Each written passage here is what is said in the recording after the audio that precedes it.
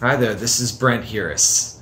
I'm a coach, and what I do is I guide people to discover and actualize their inner potential, their higher potential.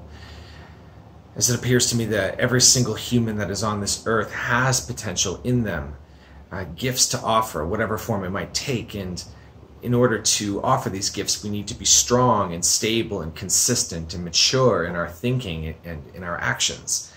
And we all need this strength and this maturity on a personal level, but also we require this of each other. And by this I mean the more people come online, which is to say the more people kind of ascend into this adulthood that I'm talking about, the more useful a person becomes, and the more they can start contributing to the planet and to the outcome of the planet. And so that's what this channel is about, and that's what I want to get to in this video. Now, you know, if you're one of my 78 subscribers, you may have noticed that there is a gap between this video and the last video that I made, which was a couple months ago, a little bit closer into early spring. And the reason being is that with these videos, I've hit a certain wall with it, in the sense that I've been making videos roughly more or less about what I feel like I should be doing, talking about subject matter that I feel is important. But there's a lot that I've been leaving out too, and a lot of subject matter that alienates some of my viewers and some of my listeners whenever I speak to this subject. And I don't want to alienate anybody. I want as many people to watch as possible, because I would love to broadcast to as many individuals as possible. And yet, nevertheless, I've hit this particular wall where I can't really progress unless I'm speaking in a more authentic way, unless I speak to matters that are more near and dear to my heart, and that, quite frankly, seem to be more relevant than the other topics before. And so it's my resolution, starting now with this video, that I will get into these subjects, and we'll see what happens. So you'll notice that a big theme in these videos is the outcome of humanity. And now I appreciate that perhaps you are watching this video and with the intent of, okay, well, what can I learn about actualizing my potential? How can I use the information in this video to make my life better? And we will get to that. But it's important to note the context that we're having this conversation in, which is that humanity is at a very interesting point in its history. And I know the science is still out on this, but it really seems to be true with everybody that I talk to. If I were to speak to you, and if I were to speak to anybody else, 9 out of 10 people, I would say, have an intuitive feeling that our species is just on the brink of a massive sort of transition.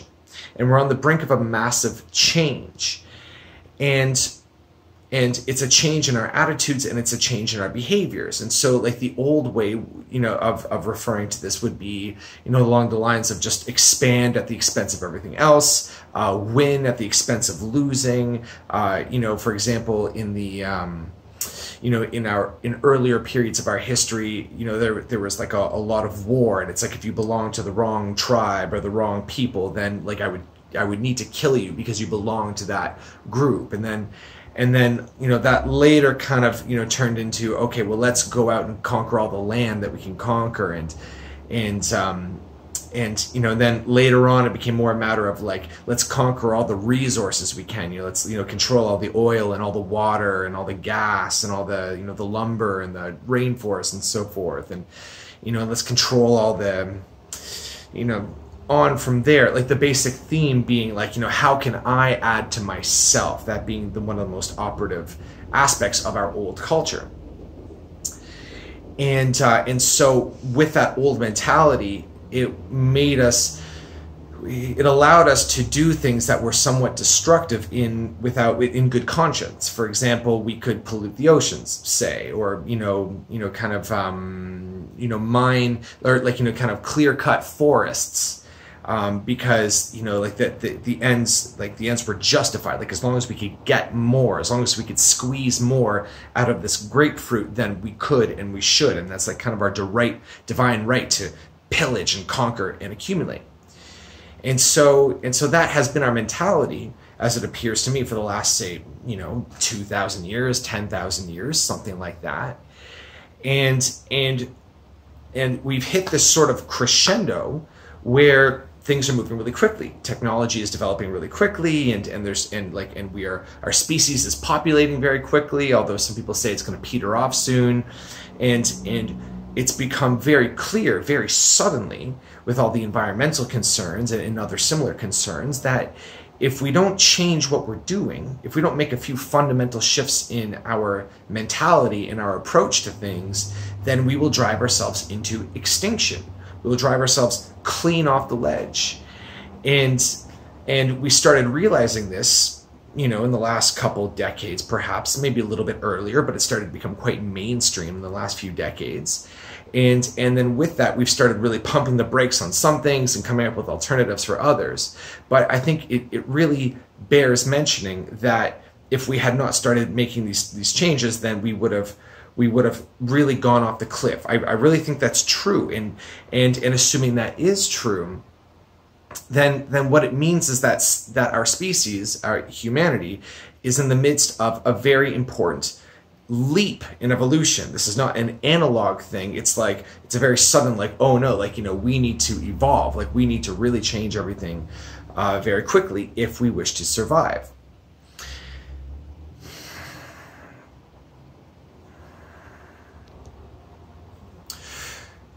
So another word for this evolution is awakening.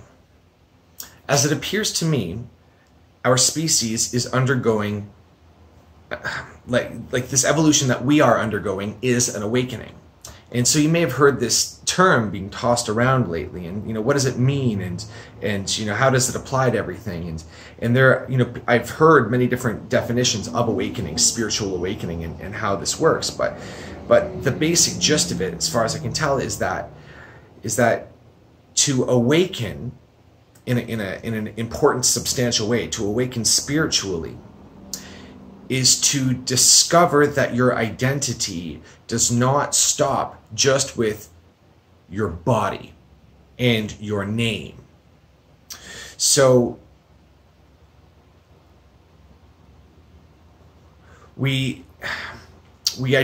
there's some people who identify with just their bodies, and there's some people who identify with, say, their family. Like, you know, they identify with their family, like, my family is what I am, and there's like a great sense of family unity. And then there are people who identify with, say, community. It's like, you know, my community versus other communities, and this community is what I am, and everything else outside of this community is not me. And then there's also national identity and group identity of all the different various groups that exist. And less so, but more common over these few days, you know, more common lately, is identity with humanity. Like, you know, humanity is what I am. And an even deeper level of awakening is discovering your own self in everything, in absolutely everything. So I've spoken somewhat about this in earlier videos, and I've spoken about consciousness and how consciousness is the substance of the universe, and consciousness is imbued in everything, and consciousness is the primary reality, and physical reality is the secondary reality. That the consciousness in me is the same as the consciousness in you, and consciousness takes on form as me, and then takes on form as my phone, and takes on form as you, or as a tree, or as the moon. But it's all the same consciousness kind of playing with itself and learning about itself as it takes on different manifestations and comes in and out and in and out and in and out of manifestation.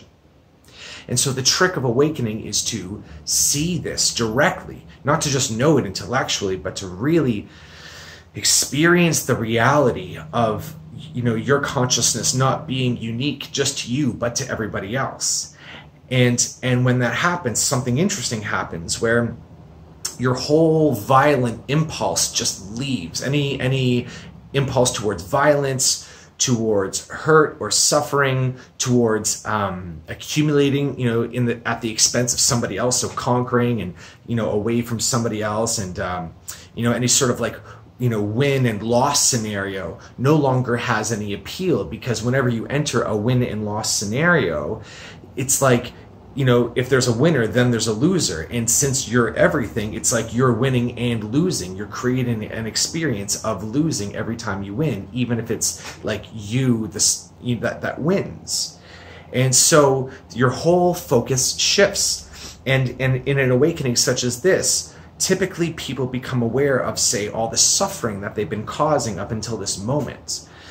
And they start, and it kind of flashes like, oh my God, this is what I've been doing. This is the suffering I've been creating. This is, the destruction that I've been creating. And sometimes we get caught up in guilt, and it's usually best to just kind of skip past that, because it's not very useful and it doesn't serve anyone. So you get past the guilt, and then you start, and then your whole focus becomes about contribution and about service. And the ego hates, we still have egos after awakening. They still kind of, hang around. It's still kind of a vital aspect of the mind, and it has its place. And we can perhaps get to that in some other video. But the ego's there, and the ego isn't really crazy about service, because the ego wants to keep accumulating and making everything about it, and like, everybody look at me and listen to me and think the way I think and appreciate me and give me strokes and affirmations and so forth. But after awakening, the ego just isn't in charge anymore. It's more of like it more sits in the passenger seat, and and you're the driver, and you can kind of listen to it and love it and take care of it and reassure it and soothe it, but really it's not operating things anymore, because when it operates, it creates suffering. So the ego is not in control anymore, and then your life becomes about service, and it becomes about how can I serve, and what can I serve that's greater than me? And there's a desire to just give. And I would even say, like, in this video, like, I'm making this, and there is something in it for me. Like, I want you to watch, I want you to, hit that like button and subscribe, as other YouTubers say and so forth. I would, and I want you to say, book an intro session with me, and that's all there, and that's good. But also, I want this video to hit its mark, and I want you to be served by this video. And I truly have a vested interest in you finding deep peace and stability and strength and happiness and creative flow, and for you to feel like you're on your purpose. And even if you were to receive that, and I never hear about it or has nothing to do with me, that's perfectly fine, because I just want to serve, and that the desire to serve, it comes from something beyond what I consider to be myself, which I think is kind of interesting.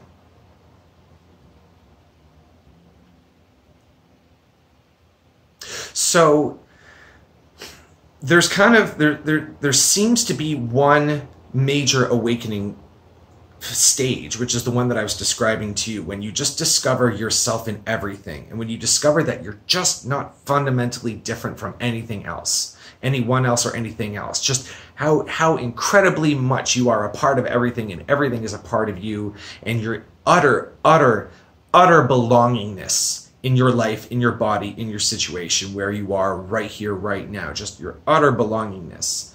And so when you wake up to that, which I would kind of more or less presume that you have if you're watching this video, if you've realized that, then a whole other process begins. And part of it is the service that I was describing, but also a part of it is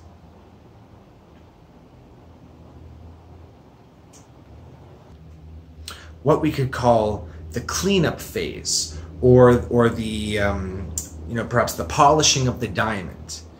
And so it would be summarized like this: when you awaken, you become aware of a lot of things. You become aware of your connectedness, as I was describing, and you become aware of the suffering that you've been causing in your unconsciousness, as I've been describing. And then you also become aware also of the suffering in you right now. And sometimes if the awakening is powerful enough, it would just, all of it just vanish right away, as it did with, such famous examples as Eckhart Tolle. But for the majority of us, we become aware, and we realize that even though we have a body, we're not the body. And even though we have a family, we're not the family. And even though we have an identity, we're not the identity. All of these things that we originally thought were what we are, we realize are just things that are there, that are just around us, things that we garb ourselves in, but are not actually what we are. And that includes suffering, so that includes stress and depression and all these things. So we begin what is called the cleanup phase. And this is where I believe my hunch is that if I'm talking to you, then this is where the stage that you find yourself in right now, which is, as you're talking to me, in you right now there is peace, and there is tranquility, and there is love. There is also stress, anxiety, depression, rage, sadness, shame, these unpleasant sort of things. And this is all part of what Eckhart Tolle calls the pain body. It's the accumulation of negative emotion, of negativity. And all the negativity corresponds with perhaps things that happened in our past that we just never got over, never totally forgave, never totally released, never totally blessed.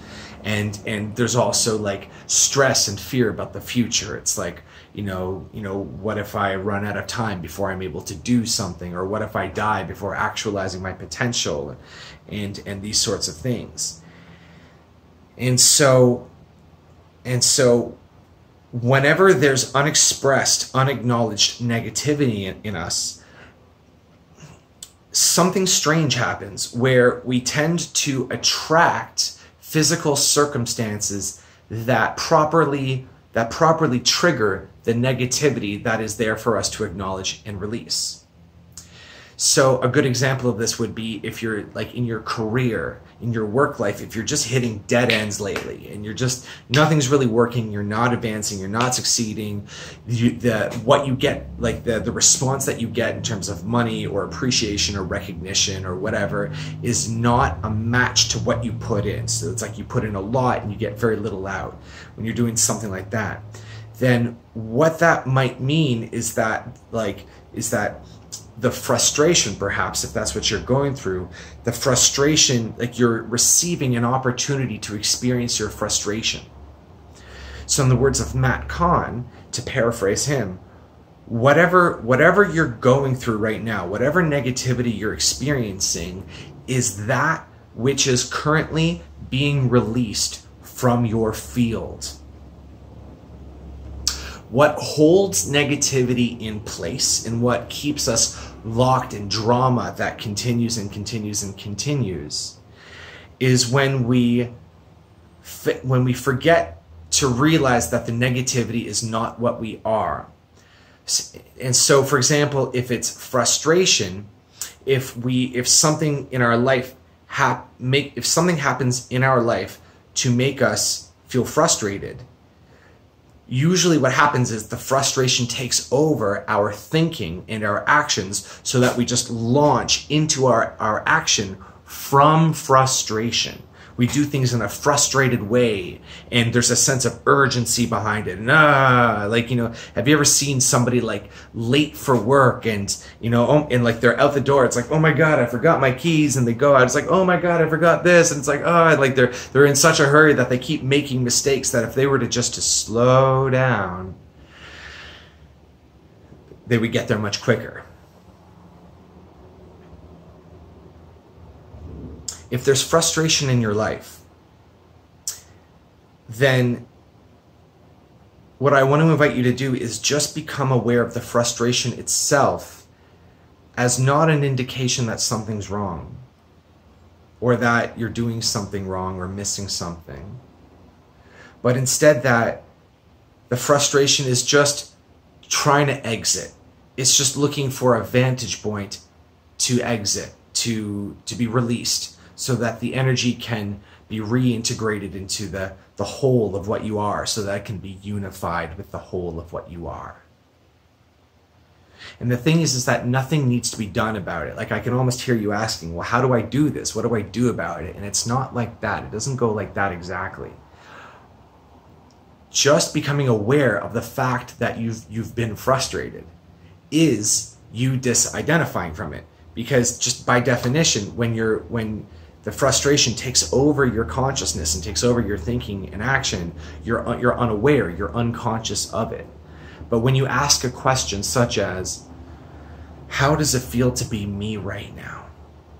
What does it feel like to be me? What's going on emotionally with me right now? And you just, oh my God, look, there's frustration. Look, there it is. You don't even need to do anything about it. Resist the impulse to try to get rid of it, to use a technique to make it go away, because that's actually the frustration coming in the back door and continuing to operate, but it's turning against itself in order to create more suffering. All you have to do is just step into the middle of the carousel, and then you'll stop moving so much. Do you see? Just become aware. Okay, wow, there's frustration. And then there's a breath sometimes, just like that. It's like relief. It's like, wow, I've been letting this run me. Holy shit, I have been totally unconscious. And that is the deepening of awakening.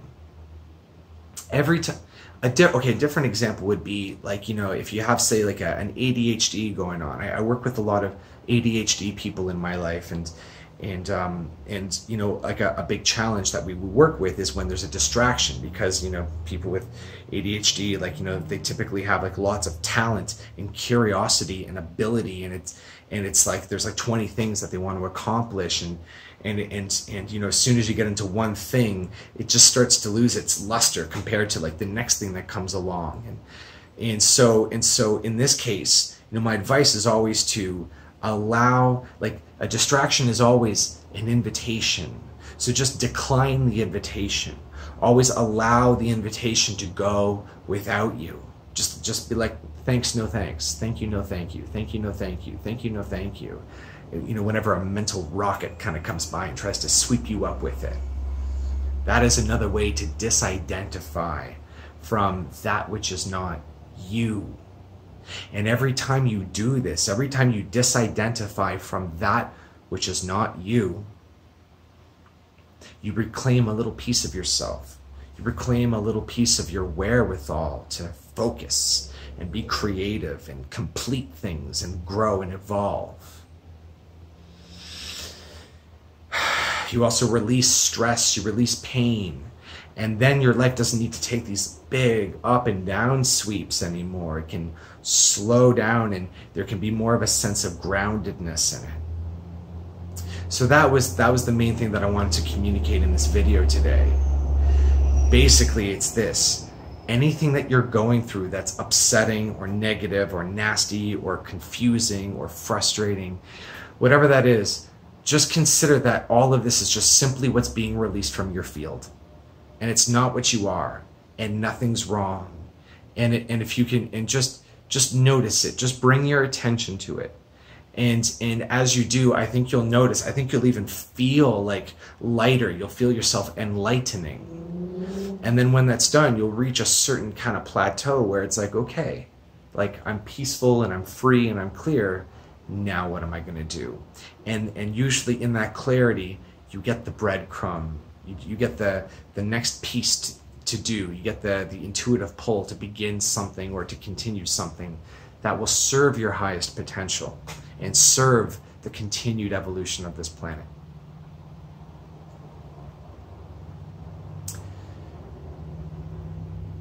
Everybody gets their first coaching session for free. If you feel like you want some one-on-one support, and if you want me to kind of take a look at your situation directly, don't hesitate to just reach out to me. In the description box, I have my calendar. You can book yourself into my calendar and book a session. I have a group coaching forum that's coming up very soon. 8 to 10 people maximum, very reasonably priced. And all of this is about how to really increase your productivity. I call it it's called the upward spiral. Personal group coaching for accelerated evolution. And what we're going to do is we're going to go through cycles of getting super clear on what we're doing, focusing on a good plan, moving into action, bold, intelligent action, and moving into completion. And we're going to go through a cycle of that will be 4 weeks, and then another cycle, clarity, focus, action, completion, and then a third cycle, clarity, focus, action, completion. And in each loop, we're going to expand and just become more conscious and more powerful and more disciplined. And so if you have any issues with focus, discipline, frustration, not getting traction on life, definitely check it out. It's on my website, brentherist.com/something. It's in the description. I'll put it in the description too. And that's all I got. Thank you so much for watching. Please like and comment. I would appreciate it if you would help me reach more individuals this way. And I'll catch you on the next one. Take care.